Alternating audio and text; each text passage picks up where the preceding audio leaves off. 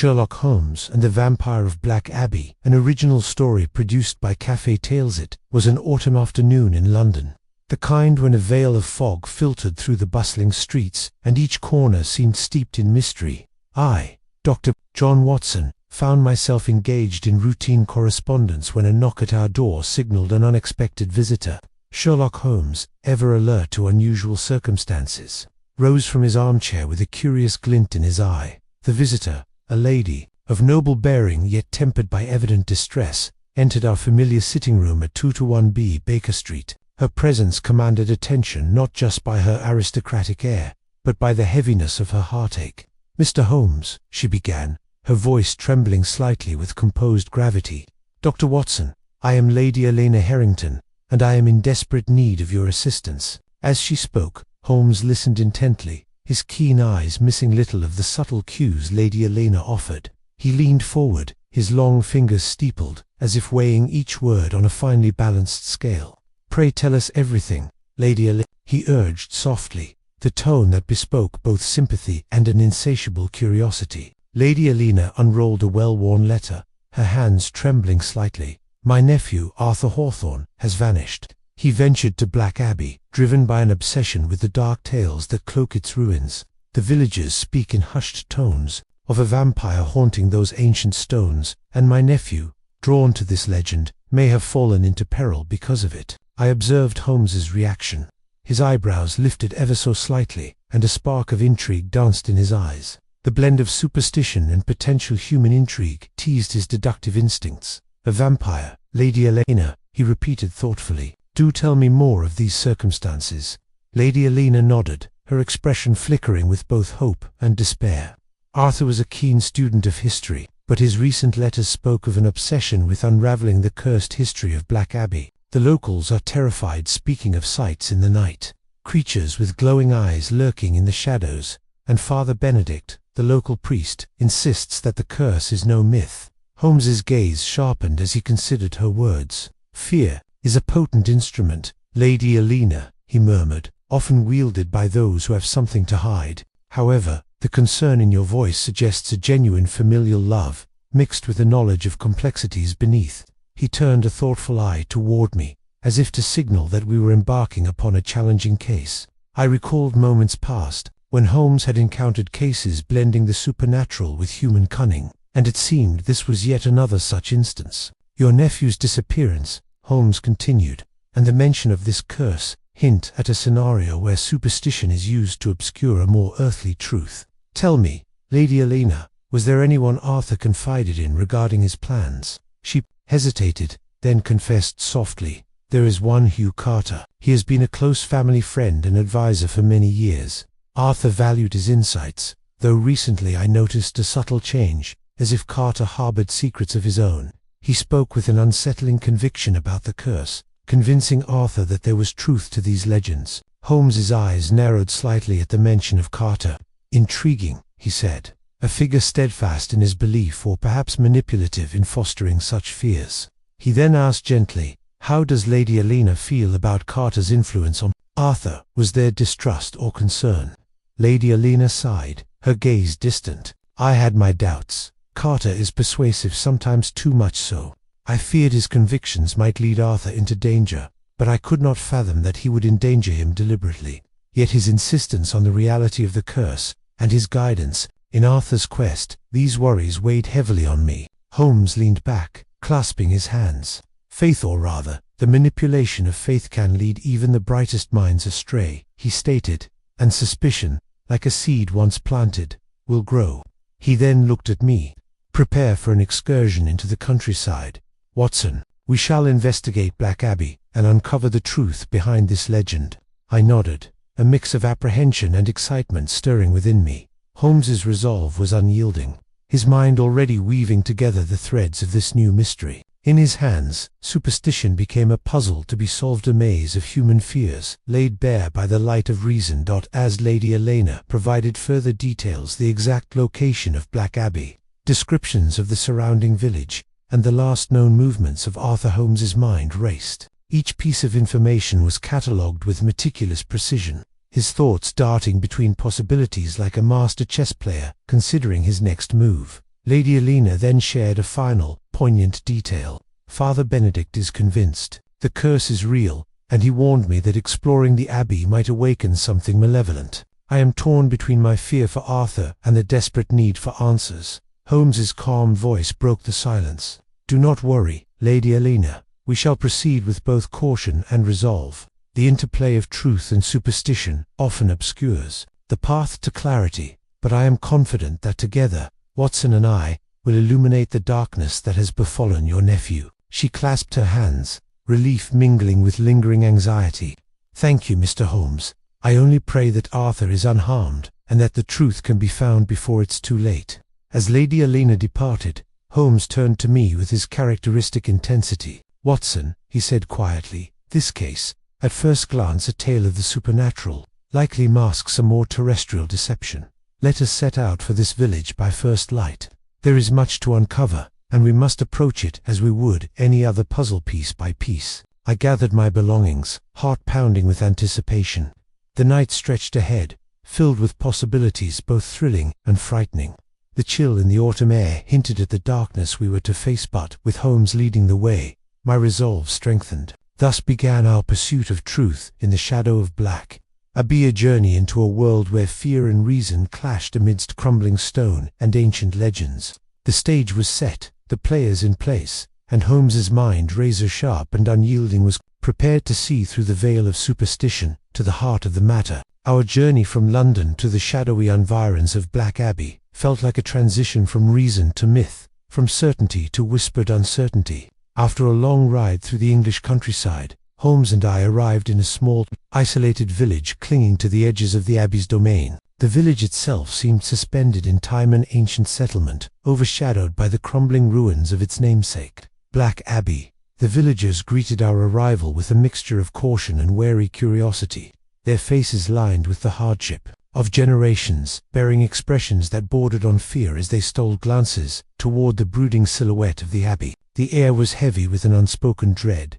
as if the very ground whispered secrets best left unspoken. We found lodgings at a modest inn near the village centre. The proprietor, a stout man with kind eyes shadowed by worry, offered little in the way of news, only murmured about strange sightings and unsettling nights filled with eerie sounds. Holmes remained composed, his expression betraying no emotion, while I noted down the villagers' apprehensive anecdotes with a keen ear. Our first move was to interview Agnes Fairweather, a local woman whose story of witnessing the vampire had become a legend among the fearful villagers. As we walked through narrow lanes shaded by gnarled trees, Agnes met us at her cottage, her face ashen with both fear and a certain tragic excitement. Inside her humble abode, walls adorned with handmade lace and faded portraits, Agnes recounted her encounter. It was late last night, she began, her voice quivering like a leaf in the wind. I was returning from the market when I saw something moving near the edge of the woods. Its eyes, Dr. Watson, they glowed with an eerie crimson light. I could not look away. Holmes listened intently, his gaze penetrating yet sympathetic. He posed questions with gentle precision, careful not to further frighten Agnes, but sufficient to extract details. Tell me, Miss Fairweather, Holmes inquired calmly, was there anything else unusual about the figure? Agnes hesitated, wringing her hands. It seemed almost human but taller, and its movements were not natural, as if it glided rather than walked. I heard a faint whispering that sent shivers down my spine. I ran as fast as I could, but I fear it followed me for a time. Watson observed how Holmes deftly shifted the conversation to gather facts without dismissing her genuine fear. Your courage is commendable, Miss Fairweather, he said softly, and your description, while vivid, might be influenced by the fear that resides in the mind when confronted with the unknown. It is not uncommon for our minds to fill in gaps with what we expect rather than what is real. Agnes nodded slowly, her eyes reflecting both relief and persistent fear. I suppose you are right, sir. I was terrified, and in that terror, perhaps I saw more than was there. Having gleaned what we could from Agnes, Holmes and I set out to meet Father Benedict, the local priest. Known for his fervent belief in the curse, we found him in a small chapel near the village church, a man whose gaunt appearance mirrored the seriousness of his convictions. The flickering candlelight cast dancing shadows on his face as we joined him among the worn pews. Father, Benedict's voice resonated with religious zeal as he recounted the dark lore of Black Abbey. For generations, our village has lived under the shadow of the vampire curse, he intoned gravely.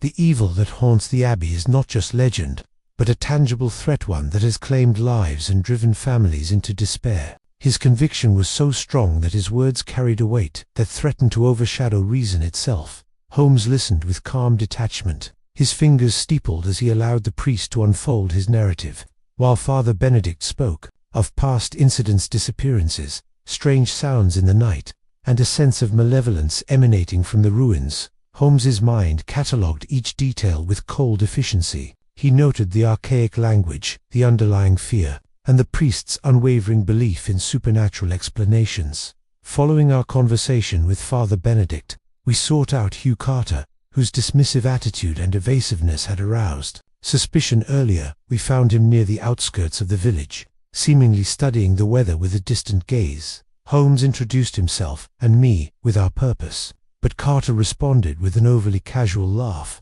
"Gentlemen," Carter said, his tone imbued with false ease, "these superstitious tales are mere fancy. No vampire or curse lurks in those ruins.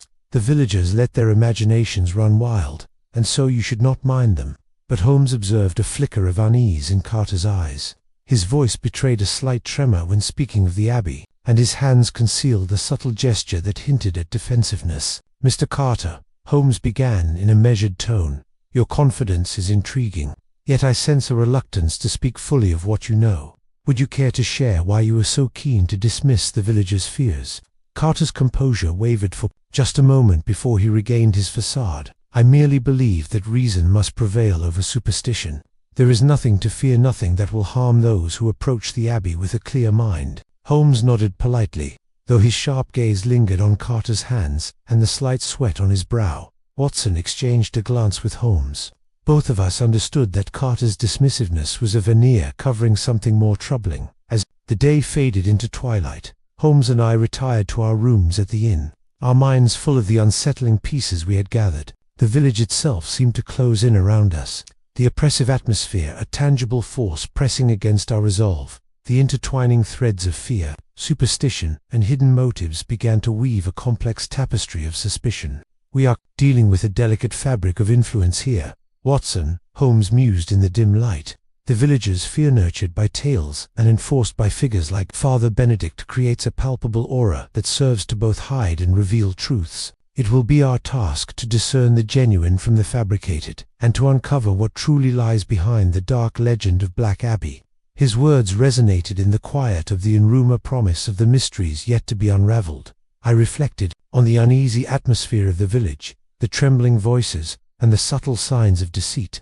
The path ahead was laden with shadows, but Holmes's unwavering logic was the light by which we would navigate. As we drifted to uneasy sleep, the echoes of whispered fears lingered in my mind. The next steps promised further challenges, but I trusted Holmes implicitly. His incisive mind had yet to be thwarted by any shadow or superstition, and I was certain that soon the veil of mystery around Black Abbey would be lifted, one clue at a time. The sun cast long shadows over the crumbling stone as Holmes and I set out for Black Abbey the following morning. The village now lay behind us, a dim memory washed away by the urgency of our quest. Our path led through a tangle of untamed hedges and mist-shrouded woodlands, the air thick with moisture and the scent of damp earth. As we approached the ancient ruins, a palpable hush settled over Usaz, though the abbey itself were holding its breath, ready to reveal secrets buried deep within its stones. Black Abbey loomed before Usan, ominous silhouette against the leaden sky. Its once grand facade was ravaged by time, the stonework crumbling and vines creeping relentlessly across its surface. As we drew near, the oppressive silence seemed to press in. The only sounds were the crunch of our footsteps on the overgrown path and the distant cawing of ravens from the broken towers. Holmes paused at the threshold, his keen eyes sweeping over the overgrown archway and tangled ivy that embraced the ancient masonry. "Observe, Watson," he murmured, "how nature reclaims what man has built. The derelict state of the abbey suggests it has stood forsaken for many years, yet these stones have been disturbed more recently than the histories recount." He knelt to examine the ground, his fingers deftly brushing aside moss to reveal faint Imprints in the soft earth. I crouched beside him, peering over his shoulder. Footprints, Holmes, I whispered, noting their size and shape. He nodded slowly. Yes, they are fresh. There's been activity here, not long ago. In fact, look at the depth of the impressions. The ground hasn't had time to settle over them. Whoever passed through must have been large of build or, at least heavy and moved with purpose. We ventured further inside. The grand entrance gave way to a maze of corridors and forgotten chambers. The air was thick with dust, and the only light came from cracks in the walls and the occasional ray of sun piercing the canopy of the broken roof. The stone floors were slick with damp, making each step a careful negotiation with the uneven ground. As we passed through a cavernous hall, Holmes stopped abruptly. A faint scent of smoke tickled his nostrils. "Do you smell that, Watson?" he whispered, eyes narrowing. I nodded. Yes, a smouldering scent, like wood or something burning. Guided by this subtle clue, we moved cautiously toward a secluded corner of the abbey. There, surrounded by heaps of moss and debris, we discovered a smouldering fire pit. The ashes were damp and appeared to be recent evidence of a fire that had been maintained not long ago. Holmes knelt beside the pit, examining the remains. He sifted through the ashes with delicate precision, extracting a piece of charred cloth clutched in the embers. The fabric was worn and stained. The pattern on it was distinctive, a symbol I recognized faintly from some old heraldic reference. "Watson," Holmes murmured, "this cloth bears a unique insignia, often used by clandestine groups searching for hidden treasures. It is not random, it marks an association." His mind moved swiftly, connecting this clue to earlier hints of treasure seekers and a potential network behind the curses myth. "Someone here is not merely haunting these ruins for the thrill of legends," he continued, "but searching for something of value." Leaving the fire pit behind, we pressed onward to a crypt that lay off a narrow side corridor. The passage to the crypt was partially concealed by overgrown vines, and the air grew colder as we descended. The crypt entrance was marked by a heavy stone door carved with faded carvings, standing as a sentinel to the secrets within. We pushed through the door to find a dim, cavernous space lined with ancient tombs. The atmosphere was heavy with age and decay. The floor was strewn with fallen stones and scattered bones, remnants of long-forgotten rituals and burials. In the center of this mausoleum chamber, Holmes's sharp eyes were drawn to an odd symbol, etched deeply into the stone floor. It was not part of the original ecclesiastical iconography. Rather, it was a strange amalgam of heraldic motifs and cryptic runes. Holmes traced the contours of the symbol with his fingertips, his face a mask of concentration. "This symbol," he said slowly, "is known among certain circles. Treasure hunters and secret societies use marks like this to denote claims over what lies beneath. It signifies both possession and a warning to others." A thrill ran through me. The very thought that beneath our feet lay hidden riches, long concealed by centuries of mystery, added a layer of excitement to our investigation. But Holmes remained focused on the tangible evidence before us. He quickly sketched the symbol in his notebook, comparing it in his mind to the clues we had collected so far. As we exited the crypt, the chill of the stone and the oppressive silence of the abbey seemed to follow us like a living thing. Holmes paused at the entrance, his breath visible in the cold air, and gestured for silence. "Do you hear that, Watson?" he whispered, his voice almost reverent. I listened intently. The silence amplified even the smallest sound in the distance. Beyond the broken walls of the abbey, I heard a faint rustling footsteps, perhaps echoing through the corridors we had just left behind. Holmes raised his hand in a signal to stay quiet. "We are not alone," he said. "Someone is moving in these ruins." The careful placement of footprints, the well-tended fire pit, and now these sounds suggest that our quarry is near. We exchanged a tense glance, each of us aware of the significance of this moment. The combination of decay, hidden symbols, and the faint echo of movement coalesced into a moment of suspense that was almost tangible. My heart pounded in my chest as Holmes led the way toward the source of the sound, moving stealthily so as not to alert whoever lurked in the shadows. The corridor ahead was narrow and winding, the walls slick with moisture and covered in ivy. The faint rustling grew louder, closer, as if whatever had been moving was aware of our presence and altering its path to avoid us. Holmes motioned for me to follow silently, his every step deliberate and calculated. We reached a junction where the corridor branched into multiple paths. Holmes examined the ground carefully, noting disturbances and subtle traces that I could barely discern. "The dead do not walk, Watson," he murmured cryptically, "but the living leave unmistakable tracks." As we studied the area, Holmes spotted a broken branch caught on a low-hanging vine sign that our unseen companion had passed through recently. "This passage has been used frequently, and the individuals moving here are careful not to leave obvious traces. However, their haste betrays them. We must keep our wits about us." With that, we ventured deeper into the labyrinthine heart of Black Abbey. Our senses heightened, and our curiosity kindled. Each creaking stone and whisper of wind spoke of secrets longing to be revealed. The exploration of the Abbey was not merely a search for clues, but a journey through history itself, where every crumbling wall and faded symbol whispered stories of greed, fear, and human ambition. At length, we emerged from the shadowed corridor onto a small courtyard tucked away behind the main structure. The courtyard was overrun with ivy and wildflowers, forgotten sanctuary reclaimed by nature. In the far corner, partially obscured by dense brush, we glimpsed a shadow dart across the edge of our vision, a fleeting moment that set our hearts racing. Holmes clutched my arm gently, his gaze fixed on the darkness where the movement occurred. "There," he said quietly, "that is another sign that our quarry remains close. We must be prepared for whatever lies ahead." As twilight began to seep into the ruins, we left Black Abbey with more questions than answers. The exploration had unveiled a tapestry of clues, footprints hinting at recent human activity, a fire pit maintained by unseen hands, and symbols tied to a network of treasure seekers. The oppressive silence of the Abbey belied the hidden forces at work, and Holmes's sharp mind pieced together these fragments with the precision of a seasoned detective.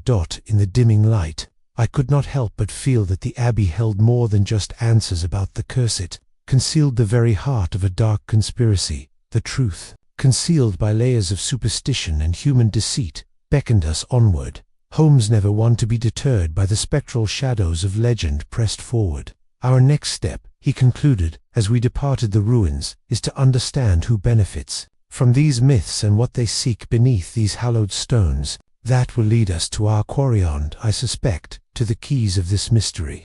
As we made our way back through the tangled forest, the echo of our footsteps mingled with the whispers of ancient secrets, guiding us further into the intricate web that bound truth and legend at Black Abbey. Nightfall descended upon Black Abbey with a haunting grandeur. The sky was overcast with swirling clouds, and the moon, a pale sentinel behind a veil of mist, cast eerie shadows across the ruined walls. Holmes and I, cloaked in our respective coats and armed with lanterns and a modest array of investigative tools, prepared ourselves for a midnight stakeout. The oppressive silence was filled with the distant hoot of an owl and the soft rustling of leaves, intensifying the surreal atmosphere that enveloped us. Our chosen spot was a hidden alcove overlooking one of the Abbey's most labyrinthine corridors. Holmes had located this vantage point weeks ago, a place where we could observe movements without being seen. We settled into the shadows. Holmes's figure was stoically poised, as if he were a statue, and I positioned myself slightly behind him, feeling the weight of anticipation pressing down on my chest. As the night deepened, the oppressive darkness seemed to close in on us. I found myself hyper-aware of every sound: the drip of water from the ancient stone ceilings, the faint scurry of nocturnal creatures, the distant echo of our own breathing. My fingers tightened around the handle of my lantern, though I hardly needed its light. It served more as a comfort against the unknown than a beacon of illumination. Holmes, with his usual calm demeanor, maintained a steady vigil. "Patience, Watson," he whispered, glancing at me with a faint smile that belied the tension in the air. "It is often in the silence that truth reveals itself." We waited, breath held, until faint whispers reached our ears. They were carried on the wind, indistinct yet laden with intent. Then, as if answering some silent cue, flickering lights appeared among the ruined lanterns, swinging gently in the breeze, casting a wavering glow that danced along the mossy stones. The movement of these lights was deliberate, not random, suggesting that a person or group was moving through the shadows with purpose. My heart raced. I clutched my notebook tighter, the pages trembling slightly in my grip. Holmes's eyes, sharp and unyielding, never left the undulating pattern of light. "Observe the cadence of the movements, Watson," he murmured. "There is a rhythm here, almost like a procession. And those lights, they are not natural sources, but carefully placed lanterns to create an illusion.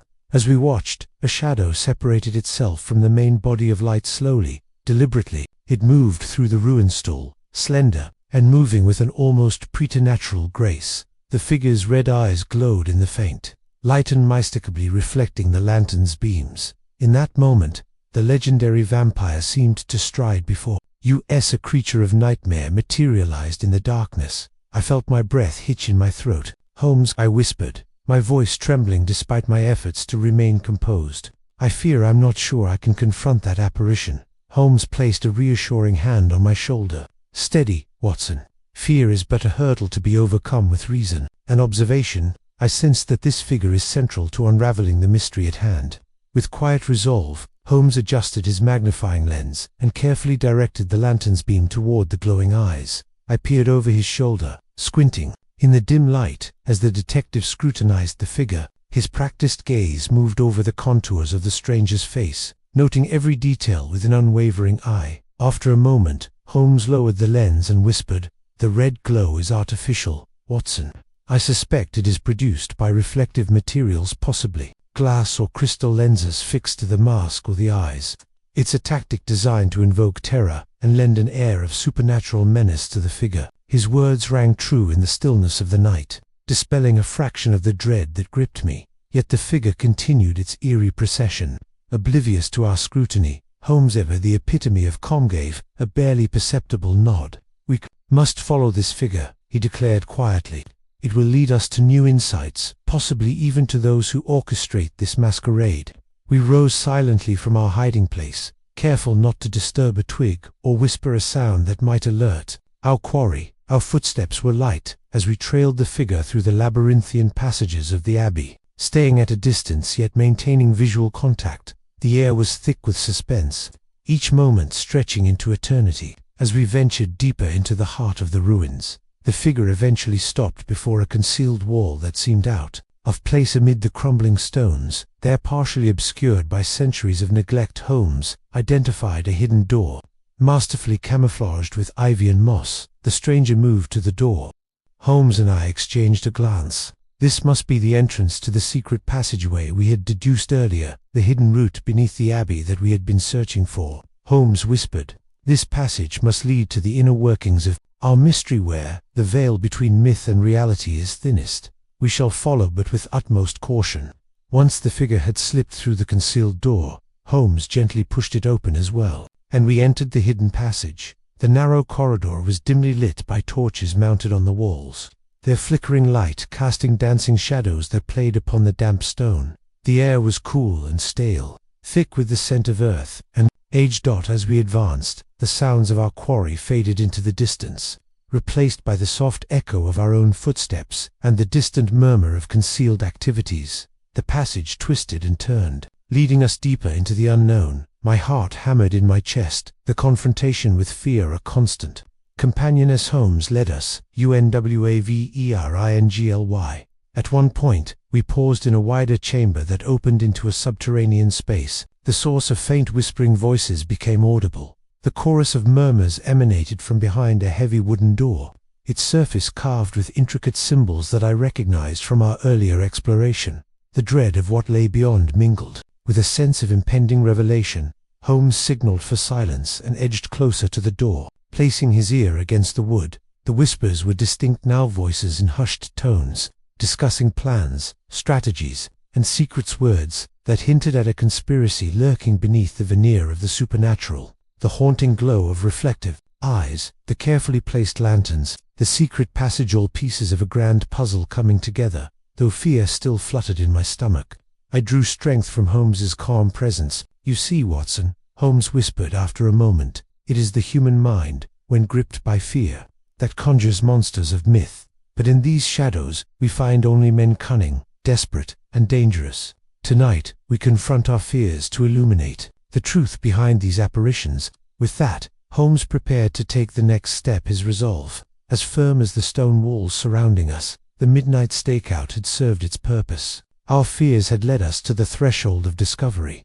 The confrontation with the supernatural or what we believed to be supernatural had been a lesson in the power of deception and the strength of human courage in the face of the unknown. As I gathered my courage and prepared to face whatever lay beyond that door, I realized that the true horror had not been the vampire itself, but the manipulation of fear, and with Holmes by my side, I felt confident that soon we would unmask the true villains behind the darkness of Black Abbey. A hidden passageway stretched before us like a dark vein beneath the ancient abbey. The flickering torchlight cast dancing shadows on the damp stone walls as Holmes and I carefully advanced, each step measured and deliberate. The murmured voices we had heard earlier grew louder, guiding us deeper into the labyrinth of tunnels that lay concealed beneath Black Abbey. The corridor opened into a larger subterranean chamber. The air was thick with the scent of earth and oil, and the faint tang of salt. In this cavernous space, we spied a gathering of figures assembled around a makeshift table littered with maps, ancient tomes, and scattered artifacts. The group was led by a charismatic man whose presence dominated the room. His dark robe set him apart from the rest, and his commanding voice carried the weight of authority as he addressed his followers. As we concealed ourselves in the shadows, Holmes whispered, "These men are not creatures of the night, but earthly schemers using the guise of the vampire and curses to cloak their operations. Notice how the symbol on that piece of parchment matches the one we saw in the crypt. They are treasure hunters guided not by superstition, but by greed." We edged closer, careful not to alert the group to our presence. I strained to listen to the leader's words as he paced before his followers. "The curse of Black Abbey protects more than just our legacy," he intoned, his voice low yet persuasive. "It is our shield from outside interference. The legends, the vampire, the terror they serve to keep unwelcome eyes away. Only we know the true secrets held within these walls, and we must guard them until the treasure is secure." The man's eyes gleamed with fervor as he continued, weaving a narrative that entwined the supernatural with his own ambitions. Holmes leaned in close, his brow furrowed. "Their rhetoric seeks to exploit the villagers' fears by invoking ancient curses and supernatural guardians. They ensure that none will dare approach their true purpose." Meanwhile, behind a stack of crates, I discovered a shocking sight. But unharmed, Arthur Hawthorne huddled in a corner. His eyes widened with relief as he understood that we were here to save him from a dark faith. Holmes swiftly moved to unbind Arthur, his movements precise and reassuring. "You are safe now, Mr. Hawthorne," he whispered. "Our task is to rescue you and unravel the machinations of these men." As Arthur recovered, he recounted his ordeal in hushed, trembling tones. "I was taken by these men when I ventured too close to the Abbey. They believed I could lead them to something. I must have shown them secrets unwittingly. They spoke of a group of treasure hunters using the vampire legend to obscure their real motives. I feared for my life, but never lost hope that someone would come for me." Holmes exchanged a meaningful glance with me. The puzzle was falling into place. The vampire legend was a fabrication tool used by a band of smugglers and treasure hunters, led by this cult leader, to keep the curious away and to control the narrative around Black Abbey. As we quietly freed Arthur from his bonds, our minds raced with the implications. The leader and his followers were not just petty thieves, they were part of a larger, well-organized network. To reveal their operations, we needed to gather more evidence and understand the structure of their hierarchy. Our work continued silently as we observed from the shadows, noting details that could unravel their plans. I watched as a subordinate unrolled a map of the region marked with the same symbols and cryptic notes. Holmes carefully pocketed a scrap of this map when no one was looking, knowing it might prove invaluable later. During our reconnaissance, Holmes's keen eyes caught a figure moving furtively near the edge of the chamber, a man who didn't seem to belong to the inner circle of these treasure hunters. The figure slipped away quickly, but Holmes tracked his movements with subtle gestures, making note of potential leads. Our attention returned to the cult leader, who now addressed his followers in more intimate terms. "Hugh Carter has done well," the leader proclaimed, nodding toward a man with a calculating glance. Carter, previously dismissed as merely a suspicious character, now stood clearly among the trusted lieutenants. This confirmed Holmes's earlier suspicions. Carter was deeply involved in the operation.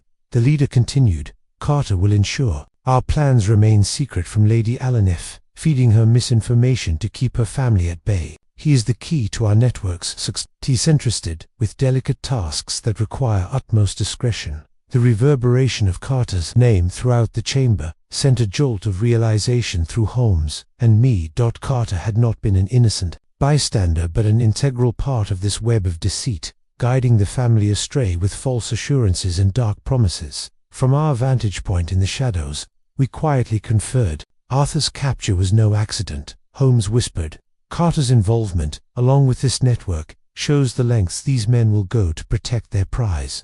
It is clear that our task is not just to retrieve Arthur and break a legend, but to expose this entire operation. Arthur, now standing beside us, nodded in agreement.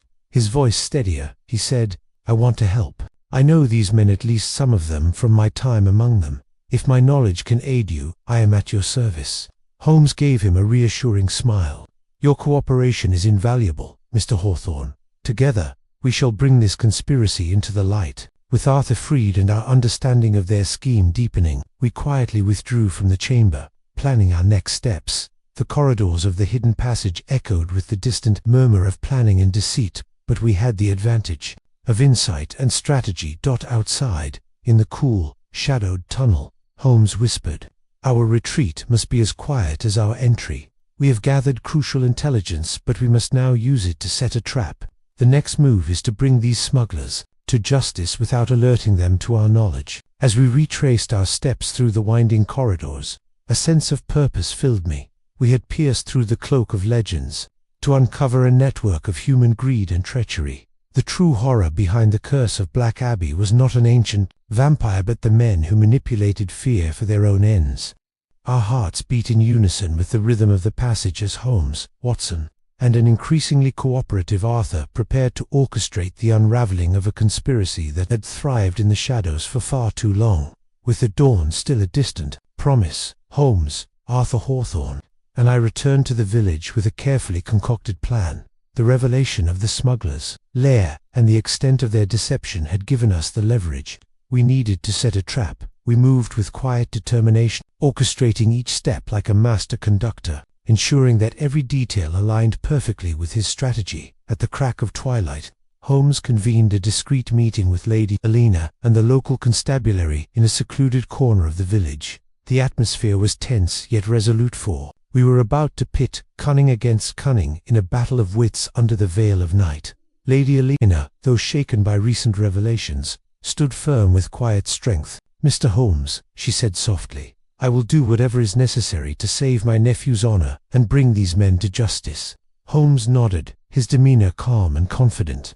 "Lady Elena, your assistance is invaluable. Together with the local law enforcement, we will orchestrate a situation where the smugglers believe they have the upper hand while in truth they have walked into a carefully laid snare." He outlined the plan succinctly. We would spread word discreetly that the family possessed a clue leading to an even greater treasure hidden in the abbey, hoping that this bait would lure the smugglers out of their stronghold. Meanwhile, the constabulary would hide in strategic positions, awaiting the moment when the smugglers made their move. As night fell, Holmes directed Lady Elena to send a trusted courier, local youth known for his discretion, to the abbey with a false message. This message would plant the idea that Arthur, though still in captivity, had uncovered a vital piece of the puzzle, hint at the location of a long-lost artifact beneath the abbey. The promise of this greater prize was sure to stir the greed of the criminals hidden behind crumbling walls and shadows. The constabulary took their positions around the abbey and the village outskirts. "I could feel my pulse quicken," each whispered command from Holmes, carrying the weight of impending action. The darkness was not empty, but alive with the quiet energy of anticipation. Soon we saw movement silhouettes emerging from the shadows, their forms tense and purposeful. Holmes's trap was springing to life. The smugglers, lured by the promise of a greater reward, had taken the bait. They crept toward the abbey with furtive glances, their footsteps muffled on the mossy ground as they approached the predetermined area.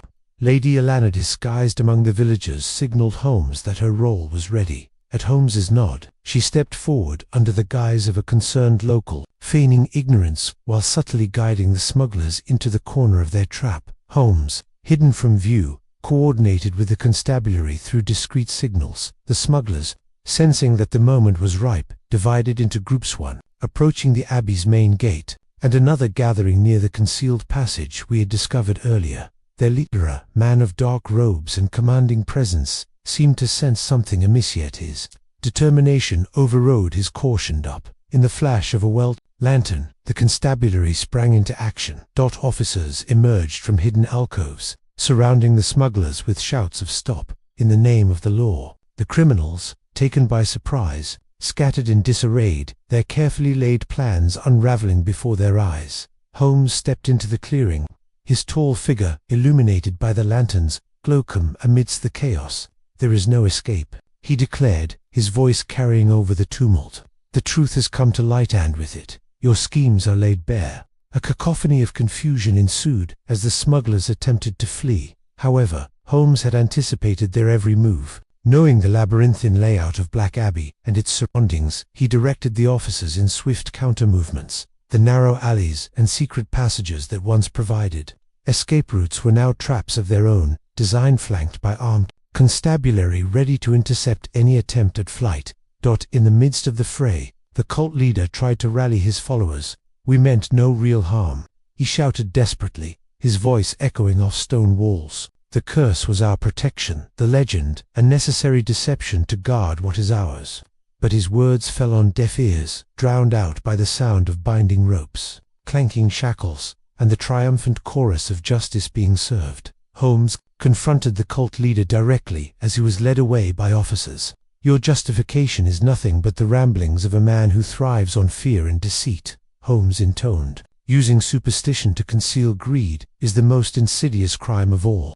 Your control over the village through fabricated terror ends tonight." As the last of the smugglers were taken into custody, Holmes turned to Lady Alina, who had been watching from the shadows, her face a mix of relief and sorrow. "Thank you, Lady Alina," he said quietly, "for your courage and assistance. Tonight, we have dismantled a web of lies that has ensnared so many." Lady Alina nodded, her voice trembling with emotion. "It was all I could do to protect my family. In this village, I am grateful beyond words." Mr. Holmes, Arthur, who had been reunited with us moments earlier, stepped forward. "I owe you my life, Holmes. I was mistaken in thinking the legends held truth. It was human treachery masked in myth that endangered me." His gratitude was sincere, his eyes reflecting both relief and newfound wisdom. Holmes surveyed the scene. With a mixture of satisfaction and pragmatic determination, the trap had been sprung with near-perfect precision. The smugglers, those architects of fear, were now in the hands of the law. However, his mind was already racing ahead, piecing together the clues and considering the next steps in dismantling the broader network connected to their operation. Officers marched the apprehended criminals away. Holmes gathered with me, Lady Alina, and Arthur to review the events of the night. "We have succeeded in our immediate goal," he acknowledged, his voice thoughtful but resolute. "But there remains a larger tapestry of intrigue that extends beyond these hills. Hugh Carter's betrayal and the symbol we found suggest that this network has tendrils reaching further than we initially believed." I watched his steely gaze as he continued, "Our work is not finished. Justice for tonight is but the first step in unraveling a greater conspiracy. But for now, let us take a moment to appreciate the victory. We have dismantled a ring that exploited fear to manipulate others, and we have freed those who were bound by their deception." Lady Elena's expression softened as she responded, "The truth, once uncovered, has a liberating power. I trust that, with your guidance, Holmes, this village will find peace from the shadows that haunted it." Holmes gave a slight nod, his features reflecting both resolve and compassion.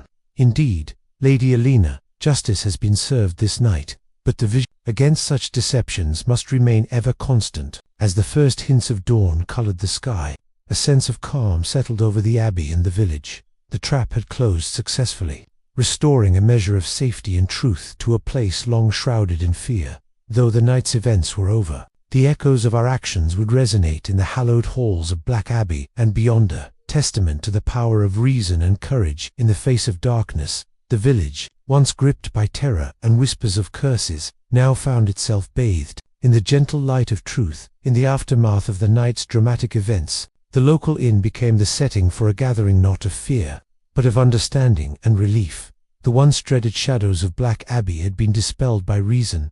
Holmes took it upon himself to illuminate the full breadth of the unraveled mystery to all who would listen. Sitting before a roaring fire, Lady Alina, Arthur, Father Benedict, and several villagers gathered expectantly as Holmes stood, his tall figure composed and authoritative. The hush of anticipation mingled with the crackle of burning logs, setting a somber yet hopeful tone for his explanation. "Ladies and gentlemen," Holmes began, his voice clear and resonant, "tonight I shall explain how the great myth of the vampire that haunted Black Abbey was crafted not by supernatural forces but by men who sought to use superstition to further their own ends." I watched as Father Benedict's weathered face reflected both skepticism and cautious interest. Holmes continued.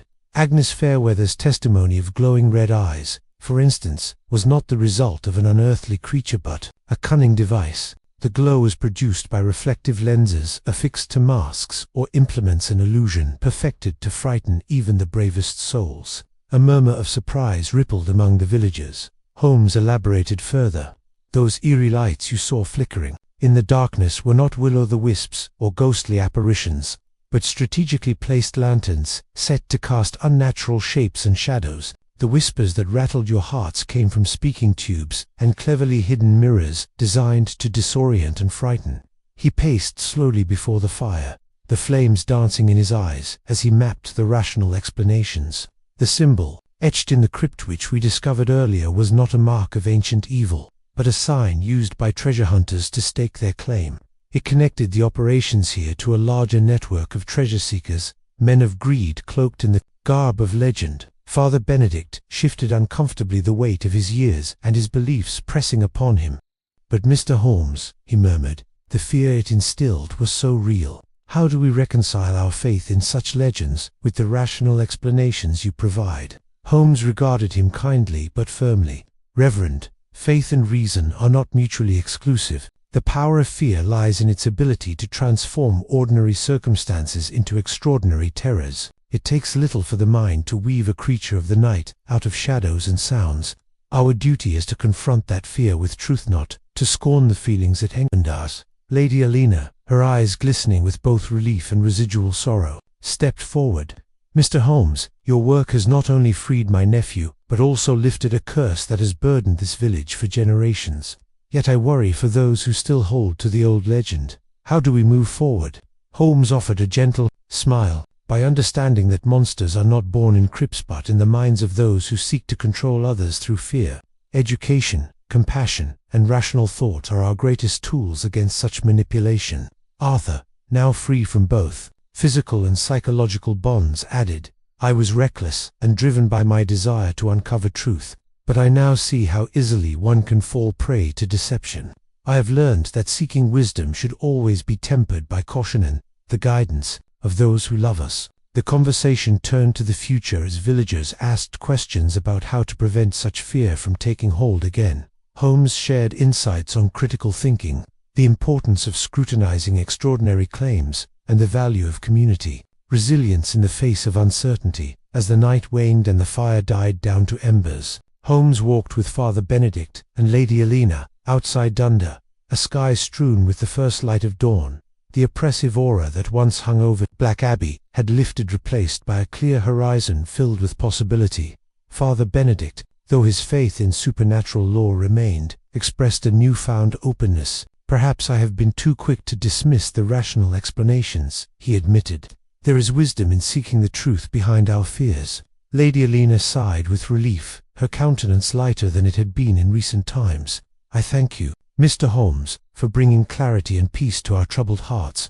The curse of Black Abbey, it seems, was never born of dark magic, but of dark hearts." Holmes looked out over the quiet village inn, the distant silhouette of Black Abbey, now just a monument to history rather than a beacon of dread. The resolution of the case had not only saved Arthur and the village from immediate peril but had also offered a path forward, one illuminated by truth and reason, dispelling the lingering specters of superstition once and for all.